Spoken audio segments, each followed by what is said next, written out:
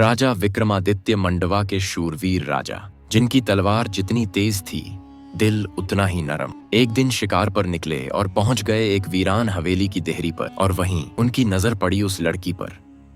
लंबे बाल, गोरे चेहरे पर उभरी हुई लकीरें और आंखों में था एक ऐसा दर्द जिसे देखकर रूह तक कांप जाए। वो कोई आम लड़की नहीं थी, वो थी एवलिन, एक परदेसी मगर इस धरती की सच्ची बेटी।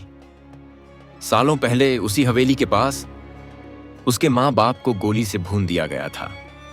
वो चीखी नहीं, चिल्लाई नहीं, बस देखती रही।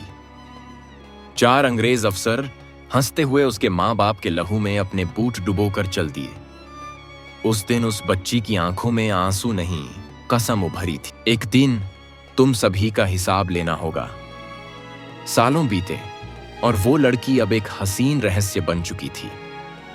उसने सीखा अंग्रेजों की भाषा, उनके तौर तरीके और उनकी कमजोरी औरतें। एक एक करके 4 अफसर उसके मोह में फंसते चले गए।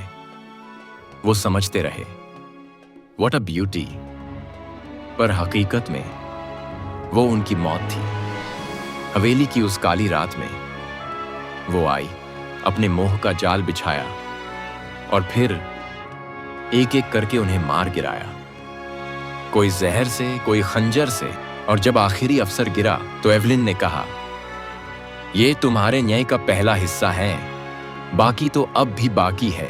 राजा विक्रमादित्य जब पहुंचे तो देखा 4 लाशें और एक लड़की खून से लथपथ, लेकिन आंखों में शांति।